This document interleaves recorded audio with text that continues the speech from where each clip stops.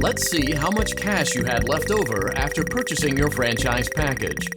Great, that should be more than enough. Now let's get started. On your left are your product catalogs. You can unlock more expensive catalogs by simply purchasing items for your pizzeria. Use the arrows in the bottom right of the item window to browse the products for each catalog. When you're finished shopping, click the button labeled Blueprint Mode to place your items. You can switch back and forth between Catalog Mode and Blueprint Mode as often as you like before opening your doors to the public. When you're ready to open your restaurant for business for the day, click the button labeled Finished in Blueprint Mode. Give it a try.